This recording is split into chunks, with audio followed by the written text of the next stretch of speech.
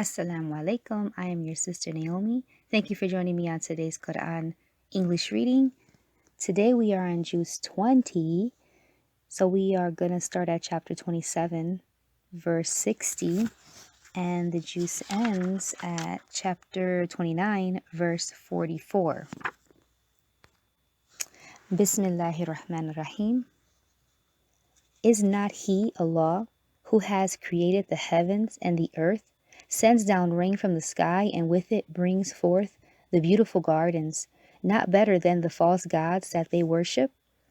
Is it not in your ability to cause the growth of trees for those gardens?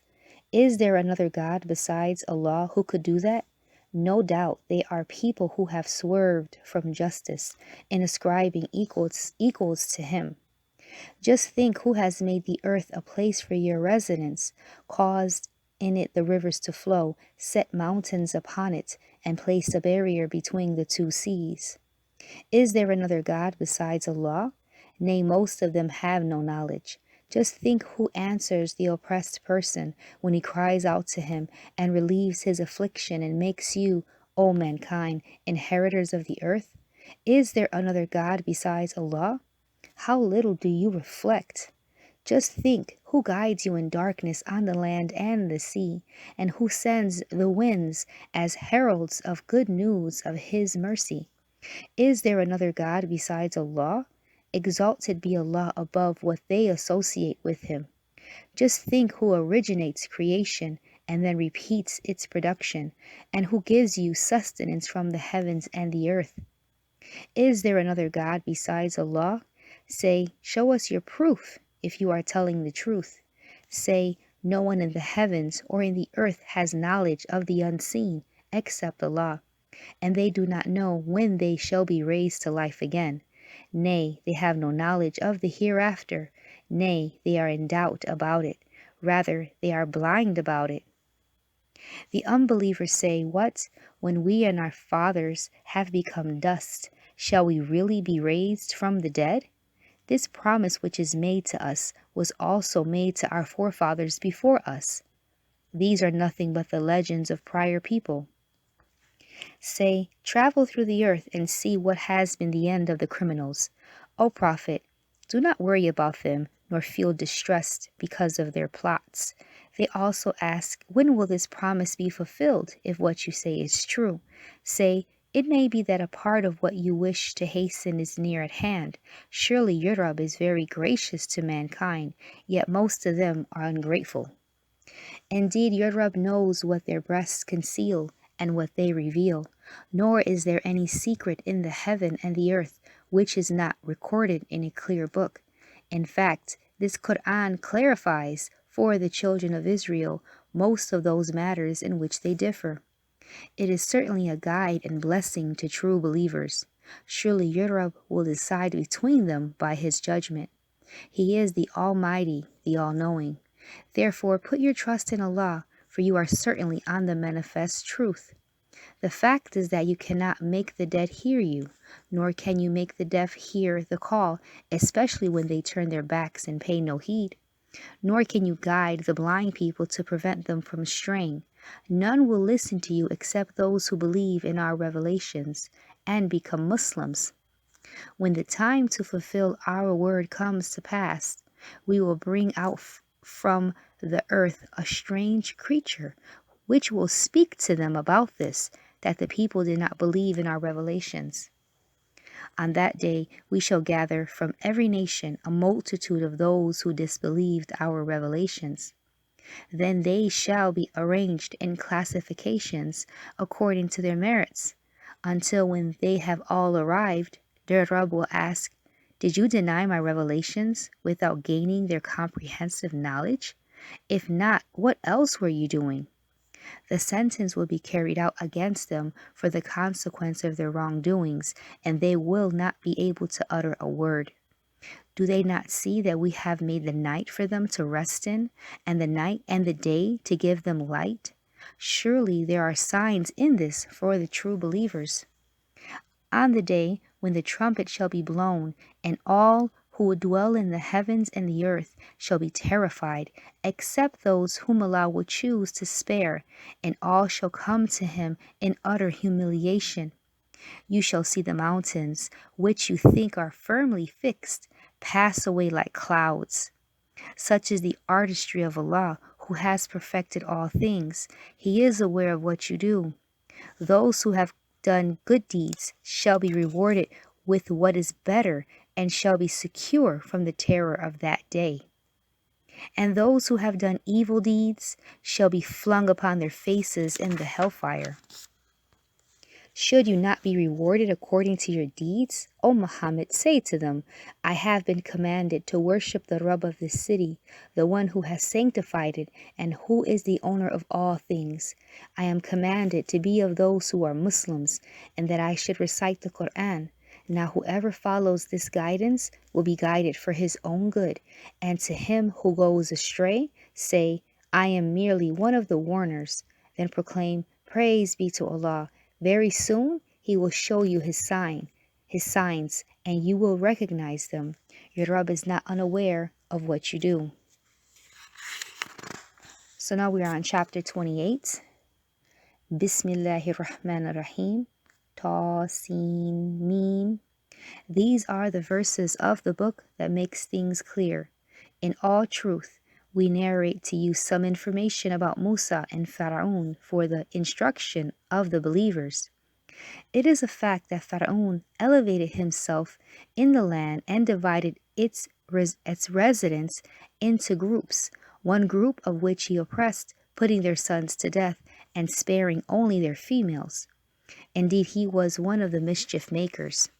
But we wanted to favor those who were oppressed in the land, to make them leaders, to make them the heirs, to establish them in the land, and to show Qarun, Haman, and their warriors at their hands the same which they feared. So we inspired the mother of Musa, suckle him, and when you feel any danger to his life, cast him into the river without any fear or grief, for we shall certainly restore him to you and make him one of our Rasuls. We made Pharaoh's family pick him up from the river. It was intended that Musa may become their adversary and a cause of their sorrow. Surely Pharaoh, Haman, and their warriors were all sinners. The wife of Pharaoh said, This child may become the comfort of the eyes for me and for you. Do not kill him. He may prove useful to us, or it may be that we will adopt him as our son. They were unaware of the results of what they were doing.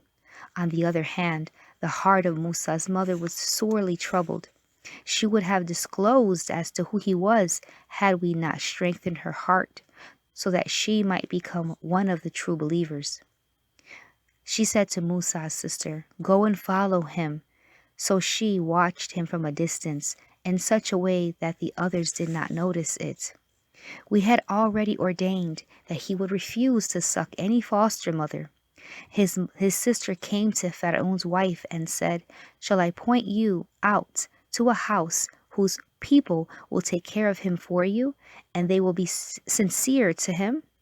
Thus did we restore him to his mother, that her eye might be comforted, and that she might not grieve, and that she might know that the promise of Allah is true. Yet most of them do not understand. When he reached maturity and became full grown, we bestowed on him wisdom and knowledge. Thus do we reward the righteous. One day he entered the city at a time when its people were not yet active. He found two men reaching each other's throats. One was from his own race and the other of his foes. The man of his own race appealed for his help against his foe, whereupon Musa gave his foe a blow that killed him. On seeing what he has done, he said, This is from the work of Shaitan. Surely he is a sworn, misleading enemy. Then he prayed, O my Rabb, I have indeed wronged my soul. Please forgive me. So Allah forgave him. Surely he is the forgiving, the merciful. Musa said, O my Rabb, after this favor that you have bestowed on me, I shall never be a helping hand to the criminals. Next morning, as he was walking in the city in fear and caution, suddenly he saw the same man whom he had helped the day before, cried out to him again for help. Musa told him, "You are certainly a misguided person." Then when Musa was about to lay his hands on a man who was an enemy to both of them, he cried out, "O Musa, do you intend to kill me as you killed a person yesterday? You only want to become a tyrant in the land and have no intention of reforming anything." At that time there came a man running from the other end of the city and said, "O Musa, the chiefs are plotting to kill you, therefore run away. Surely I am your well-wisher." Hearing this, Musa left that place in fear and caution, praying, "O my Rabb, deliver me from the nation of wrongdoers." As he made his way towards Madian, he said, "Soon my Rabb shall guide me to the right way." When he arrived at the well of Madian, he saw a multitude of men watering their flocks, and besides them 2 women who were keeping their flocks back. He asked, "What is the problem?" They replied, "We cannot water our flocks until the shepherds take away their flocks from the water, because we are weak and our father is a very old man." So he watered their flocks for them and went back to the shade and prayed, "O my Rabb, surely I am in desperate need of whatever good that you may send to me." Soon after that, one of the 2 women came to him, walking bashfully, and said, "My father is calling you. He wishes to reward you for watering our flocks for us." When Musa came to him and narrated his story, the old man said, "Have no fear, you have escaped from those wicked people." One of them said, "Father, hire him. The best that one the best that one can hire is a man who is strong and trustworthy." The old man said to Musa, "I am willing to give you one of my daughters in marriage if you stay in my service for 8 years. But if you make it 10, it would be gracious of you, for I do not want to impose any hardship on you. Allah willing, you will find me one of the righteous." Musa replied, "So be it, in agreement between me and you. Whichever of the 2 terms I complete, let there be no compulsion on me. Allah is the surety over what we have agreed upon." After completing the term of his agreement, when Musa was traveling with his family, he saw a fire in the direction of Mount Tur. He said to his family, "Stay here. I saw a fire and I hope to bring some information from there, or a lighted torch with which you may warm yourselves." But when he reached there, a voice called out to him from the right side of the valley of the blessed spot from the tree, saying, "O Musa, surely I am Allah, the Rabb of the worlds." Then Allah commanded, "Throw down your staff." When Musa saw that the staff was writhing like a snake, he turned his back and fled and did not even look back. Allah said, "O Musa, come back and do not fear, you are quite safe. Now put your hand into your pocket. It will come out shining white without any harm to you. Draw your hand towards yourself to ward off fear. These are 2 credentials from your Rabb towards Pharaoh and his chiefs. Surely they are wicked people." Musa submitted, "O my Rabb, I have killed one of them. I fear that they will put me to death. My brother Harun is more eloquent in speech than I. Send him with me as a helper to conform my words. I fear that they will treat me as a liar." Allah replied, "We will certainly strengthen you with your brother and give both of you such authority that they shall not be able to harm you. With our signs, you two as well as those who follow you will surely triumph." When Musa came to them with our clear signs and invited them to Islam, they said, "This is nothing but baseless sorcery. We never heard such a thing in the time of our forefathers." Musa said, "My Rabb knows best who it is that comes with guidance from him and who will gain the reward of the hereafter. Surely the wrongdoers will not attain felicity." Pharaoh said, "O chiefs, you have no other God that I know of except myself. O Haman, bake for me bricks from clay and build me a high tower so that I may climb it to see the God of Musa. Most surely I think him to be one of the liars." He and his warriors were arrogant in the land without any right. They thought that they would never be brought back to us. So we seized him and his warriors and flung them into the sea. See what was the end of wrongdoers? We made them leaders who started calling people to hellfire, but on the day of resurrection, they will not get any help. We laid a curse on them in this world, and on the day of resurrection, they will be of the despised. We gave Musa the book after we had destroyed the former generations, an eye-opener, a guide, and a blessing, so that they may be reminded. O Muhammad, you were not present on the western side of the mountain when we gave Musa the law, nor did you witness that event. But we raised many generations, and a long time has passed over them. You are not living among the people of Madian, reciting to them our revelations, but it is we who are sending to you the news of that time. Nor were you at the side of the Mount Tur when we called out to Musa. But it is your Rabb's mercy that you are being given this information, so that you may forewarn a nation to whom no warner had come before you. Maybe they will take heed, so that they may not be able to say, when a disaster befalls them on account of their misdeeds, our Rabb had sent you as a Rasul. We would have followed your revelations and would have been among the believers. Now that the truth has come to them from us, they say, why is he not given the like of that which was given to Musa? Have they not rejected that which was given to Musa before? They claim these, Torah and Quran, are the two works of sorcery complementing each other, and they say we disbelieve in both. Ask them, bring a book from Allah which is a better guide than these two. I will follow it if what you say be true. So if they do not meet this demand, you should know that they only follow their own desires. And who is more misguided than the one who follows his own desires without guidance from Allah? In fact, Allah does not guide such wrongdoing people. We have conveyed our word to them over and over again in order that they may take heed. Those to whom the scriptures were given before this, Jews and Christians, they do recognize the truth and believe in this Quran. When it is recited to them, they say, we believe in it. We believe in it. Surely this is the truth from our Rabb. Indeed, we were Muslims even before this. They are the ones who will be given their reward twice, because they have endured with fortitude, expelling evil with good, and giving in charity out of what we have given them.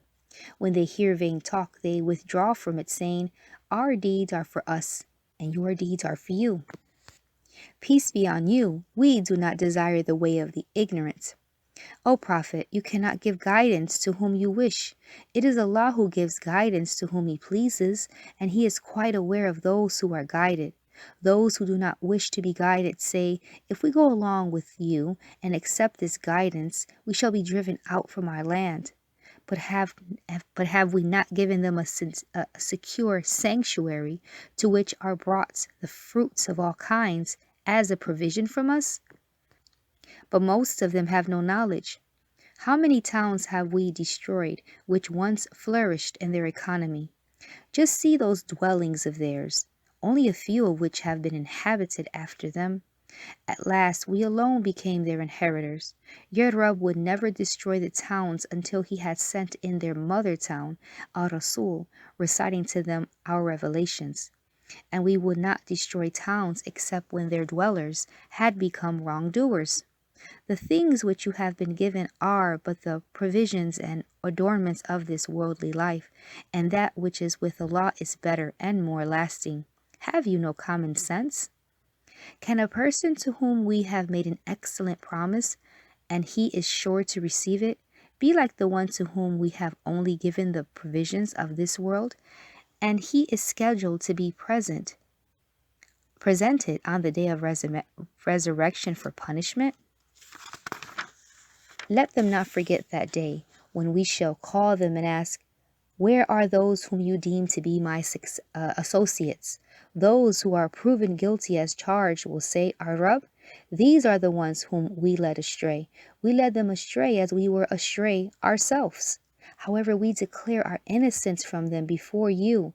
It was not us that they worshipped. Then they will be told, call your associate gods. So they will call them, but will get no answer. They will see the punishment and wish if only they had followed the guidance. Let them also not forget that on that day he will call them back and ask, how did you master our Rasuls? They will be so confused on that day that they will not even ask one another. However, the one who has repented in this life and believed and done good deeds may hope to be among those who will achieve salvation. Your Rabb creates whatever he wills and chooses for his work with whom he pleases. It is not for them to choose and assign the powers of Allah to whom they want. Glory be to Allah. He is far above the shirk that these people commit. Your Rabb knows all that they conceal in their hearts and all that they reveal. He is Allah. There is no God but He. Praise belongs to Him in this world and in the hereafter.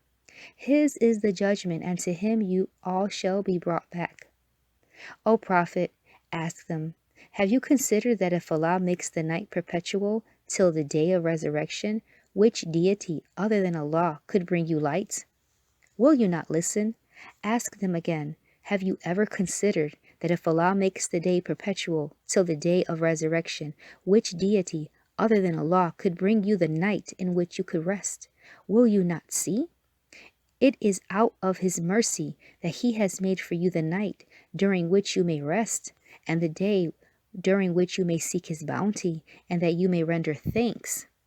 They should be mindful on that day when He will call them and ask, where are those deities whom you deemed my associates? And we shall bring forth a witness from every nation and ask, bring your proof about other deities besides me. Then they shall come to know that in reality there is only one God, Allah, and that the gods of their own inventions have left them in the lurch.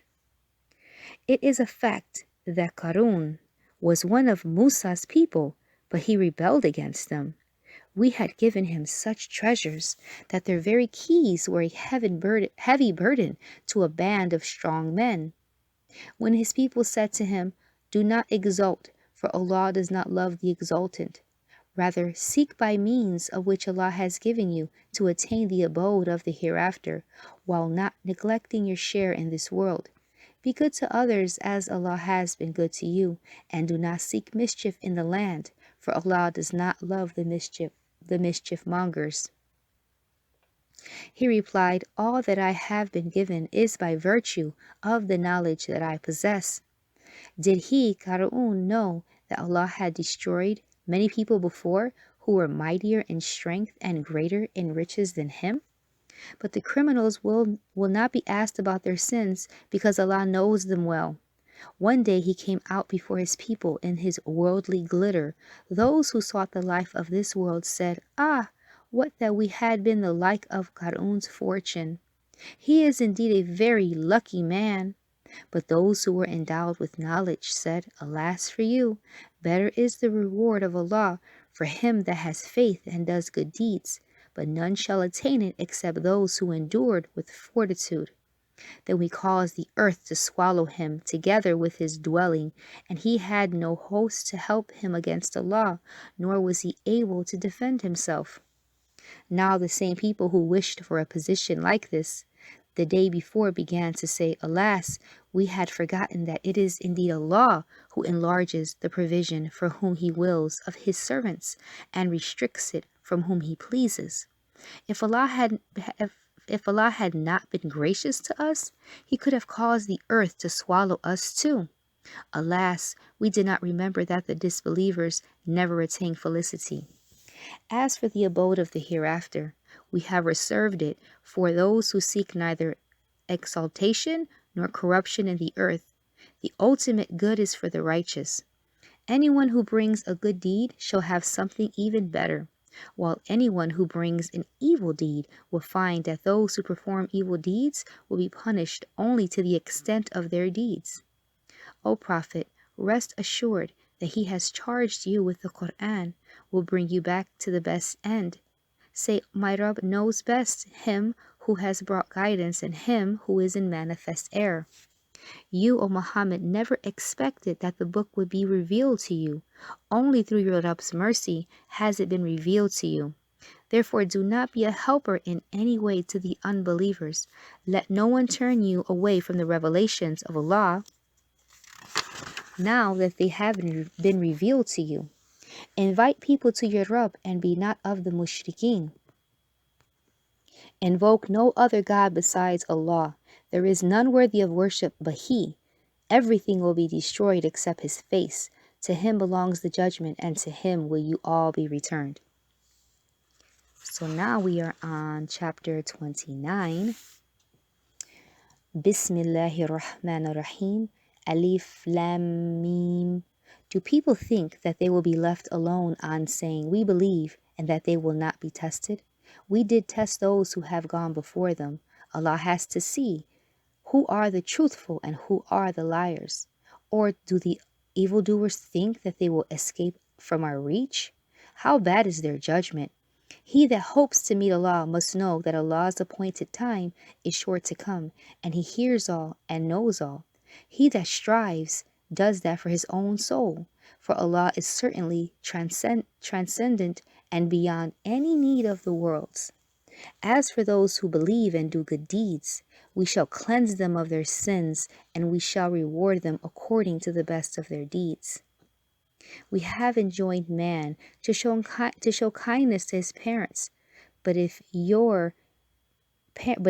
your parents, force you to commit shirk with me, of which you have no knowledge, do not obey them. To me is your return, and I will inform you of that what you have done. Those who have accepted the true faith, and do good deeds shall be admitted among the righteous. There are some among people who say, "We believe in Allah," yet when they suffer in the cause of Allah, they confuse the persecution of people with the punishment of Allah. But when there comes help in the shape of victory from your Rabb, they are sure to say, "We have always been with you." Is not Allah fully aware of what is in the hearts of the people of the world? Most surely Allah will make known those who believe and those who are the hypocrites. The unbelievers say to the believers, "Follow us, and we will bear the burden of your sins." But they will not bear any burden of their sins. They are surely lying. Of course they shall bear their own burdens, as well as the burdens of others in addition to their own, and on the day of resurrection they shall be questioned about their invented lies. We sent Nuh to his people, and he lived among them 1,000 years less 50. Then because of their wrongdoings, the flood overtook them. We delivered him and all who were in the ark, and we made that ark a sign for the peoples of the world. Likewise, Ibrahim, when he said to his people, "Worship Allah and fear Him. This is better for you if you understand. You worship idols besides Allah and fabricate falsehood.